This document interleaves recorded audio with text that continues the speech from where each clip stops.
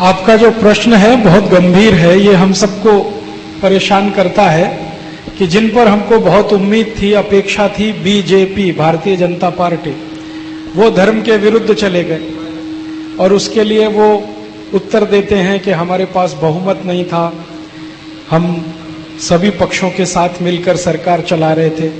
लेकिन जिन राज्यों में उनका बहुमत है वहां भी वही हाल है जो दूसरे राज्यों में है।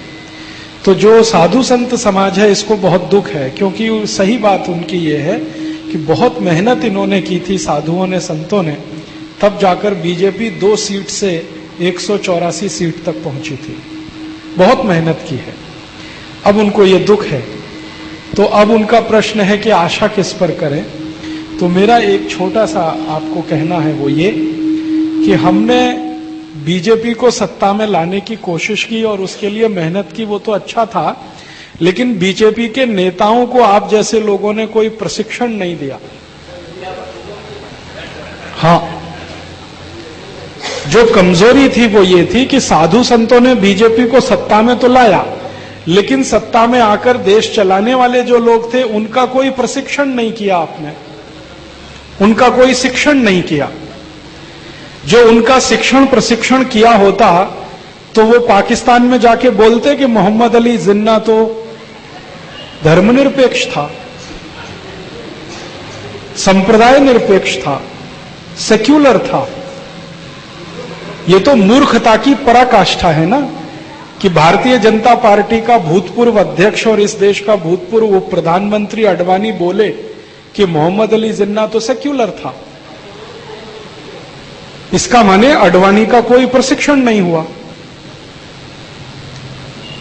और जसवंत सिंह इस देश के रक्षा मंत्री होते हुए बोले कि अमेरिका का भारत में स्वागत है, कोई भी हवाई अड्डे से अमेरिका तेल भर के उड़ान ले सकता है, तो उनका शिक्षण नहीं हुआ, उनका प्रशिक्षण नहीं हुआ। तो बीजेपी को पार्टी के रूप में तो ला दिया आपने, लेकिन उनको धर्म क्या है, देश क्या है, संस्कृति क्या है, सभ्यता क्या है, उसका कोई शिक्षण नहीं दिया। उसका दुष्परिणाम यह हुआ कि बंदर के हाथ में उस तरह दे दिया आपने।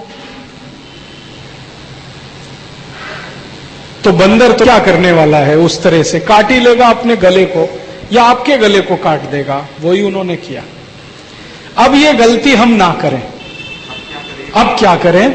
अब हम फिर से एक नया अभियान शुरू करें और ये तैयारी के साथ कि हमको शिक्षित और प्रशिक्षित लोगों को लोकसभा में, राज्यसभा में, विधानसभाओं में भेजना है, जो ये जानते हो कि भारत क्या है, भारतीयता क्या है, धर्म क्या है, संस्कृति क्या है, सभ्यता क्या है, हमारे धर्म की दूसरे धर्मों से भिन्नता क्या है, हमारे धर्म से दूसरे के धर्मों में अंतर क्या है, संस्कृतियों में अंतर क्या होता है, सभ्यता का अंतर क्या होता है।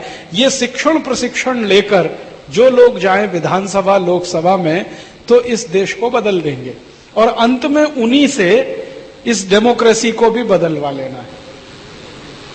ये डेमोक्रेसी तो नहीं चलने वाली। बिल्कुल सही है। कारण क्या है कि ये मूर्खता पर आधारित तंत्र है। मूर्ख जो हैं कहीं संसद में बैठ जाएं और कानून बनाएं पूरे देश के लिए, इससे ज्यादा बड़ी तकलीफ की बात क्या हो सकती है। हमारे देश में हर एक काम करने वाले को कुछ न कुछ न्यूनतम दक्षता की आवश्यकता होती है। अगर कोई मूर्ति बनाना चाहता है तो उसके पास कोई न्यूनतम योग्यता होती है। कोई मंदिर में पुजारी बनना चाहता है, उसके पास भी कोई न्यूनतम योग्यता होती है। अगर कोई अध्यापक बनना चाहता है, उसके पास भी कोई ना कोई न्यूनतम योग्यता होती है। छोटे से छोटा काम करने वाले को न्यूनतम योग्यता की जरूरत है, लेकिन राष्ट्रपति बनने के लिए कुछ नहीं चाहिए। आप चोर हैं, उचक्के हैं, लुच्चे हैं, लफंगे हैं, बलात्कारी हैं, आप राष्ट्रपति हो सकते हैं इस देश के। प्रधानमंत्री बनने के लिए कोई न्यूनतम योग्यता नहीं चाहिए। वित्त मंत्री बनने के लिए इतनी भी योग्यता नहीं चाहिए जिसको वित्त का ज्ञान हो। फाइनेंस क्या होता है, जरूरी नहीं है कि आपको ज्ञान है और आप फाइनेंस मिनिस्टर बने। ऐसे बहुत फाइनेंस मिनिस्टर हैं जिनको फाइनेंस का एबीसीडी नहीं मालूम। जो आदमी ने जिंदगी में कभी चाय की दुकान और किराने की दुकान नहीं चलाई, कॉमर्स मिनिस्टर हो गया इस देश में, वाणिज्य मंत्री है। साइंस और टेक्नोलॉजी का अंतर नहीं मालूम, वो साइंस टेक्नोलॉजी मिनिस्टर है इस देश में। कपिल सिब्बल जिंदगी भर वकालत की है, लॉ पढ़ाया है और पढ़ा है, वो साइंस टेक्नोलॉजी मिनिस्टर हो गया। तो इस देश में ये मूर्ख लोगों का तंत्र है, डेमोक्रेसी जिसको हम कहते हैं, पार्लियामेंट्री। तो ये तो चलेगा नहीं, क्योंकि चलेगा तो देश का नाश करेगा। चाणक्य का एक सूत्र है बहुत सुंदर, वो ये कहते हैं कि जिस देश में मूर्ख लोग ज्ञानियों पर शासन करने लगे, उस देश का तो सर्वनाश निश्चित है। अज्ञानी लोग ज्ञानियों पर बैठकर शासन करने लगे तो देश का सर्वनाश तो निश्चित है। तो इस देश को सर्वनाश से तो बचाना ही है। तो ये मूर्ख लोगों का जो शासन है, डेमोक्रेसी, इसको भी हटाना ही पड़ेगा, आज नहीं तो कल। तो अब इसका चरणबद्ध कुछ काम करें। हम हिंदुस्तान में ऐसे 350, 400, 500 लोगों को चुने पूरे देश में से, जिनकी न्यूनतम कुछ योग्यता हो। न्यूनतम योग्यता माने वो भारत को जानते हो, भारतीयता क्या है इसे पहचानते हो, धर्म और संस्कृति क्या होती है उन्हें मालूम हो, सभ्यता क्या होती है उन्हें मालूम हो, कम से कम धर्म के 10 लक्षण उन्हें मालूम हो। और भारतीयता, धर्म और संस्कृति, सभ्यता ये जानने वाले लोगों की न्यूनतम योग्यता। और दूसरी योग्यता, लंगोट से पक्के हों और जेब से पक्के हों, माने स्खलनशील ना हो। क्योंकि स्खलित लोग जब ऊंचे स्तर पर पहुंचते हैं तो बंटाधार हो जाता है। ये आप इस देश में कई बार चाहें तो देख सकते हैं। तो स्खलनशील ना हो, लंगोट से पक्के हों, जेब से पक्के हों। जेब से पक्के माने थोड़े से पैसे पर फिसलने वाले ना हो। नहीं तो दुनिया भर में बहुत देशों के पास पैसा है, वो पैसा डालेंगे, वो देश को ही बेच देंगे। तो जेब और लंगोट से पक्के हों, धर्म संस्कृति भारतीयता को समझते हों, ऐसे कुछ लोगों को हम चुने और जिनकी करनी कथनी एक हो। हमारे यहां महात्मा की परिभाषा है, जैसा बोले वैसा धारण करे खुद। तो कम से कम महान आत्माएं हों वो।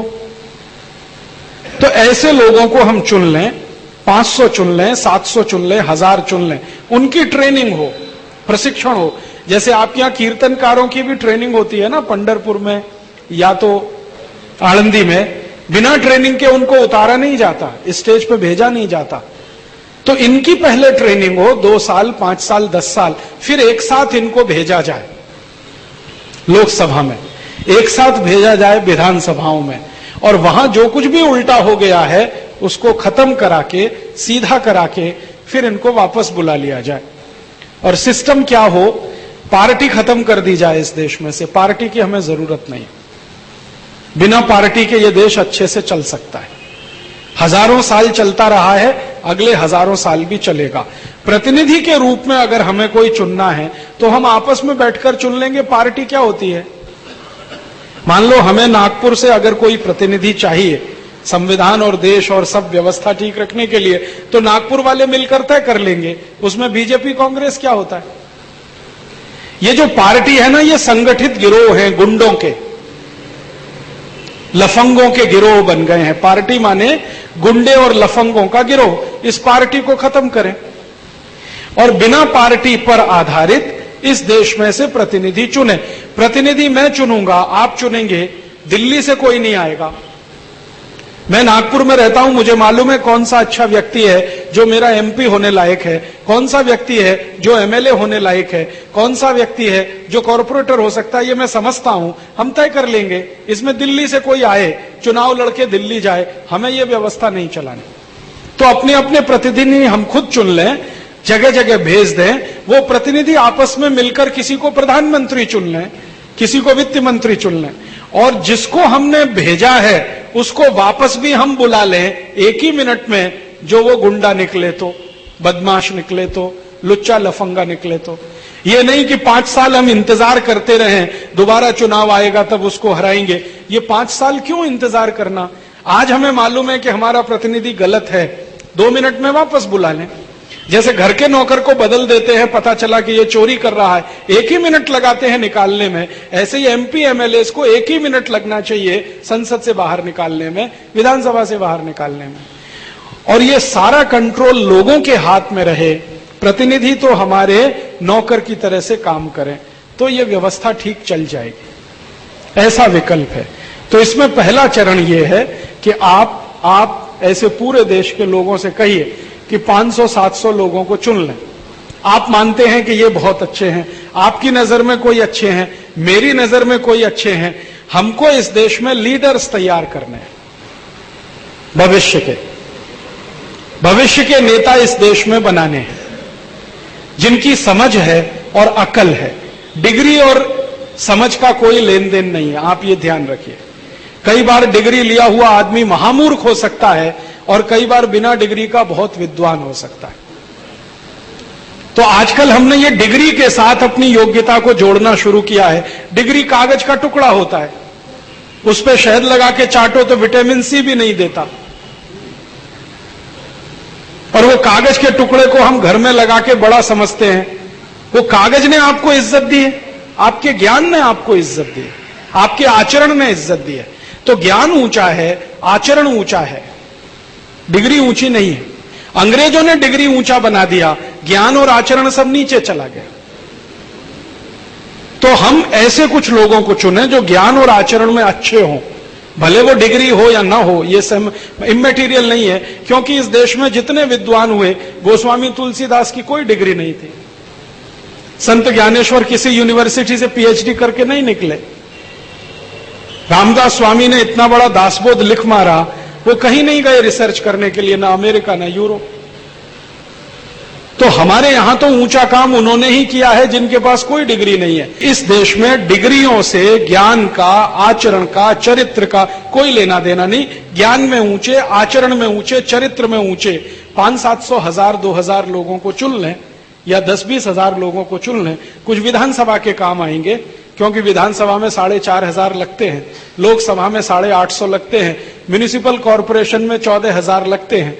तो कुछ लोगों को चुन लें, 2-4 साल उनकी ट्रेनिंग हो जाए, फिर उनको उनके क्षेत्रों से खड़ा करके जिता के संसद में भेजें, विधानसभाओं में भेजें और कॉरपोरेशन में भेजें, और एक साथ ये सब कानून रद्द करा दें जो पुराने मूर्ख नेताओं ने बनाए हैं। इस व्यवस्था को बदल दें।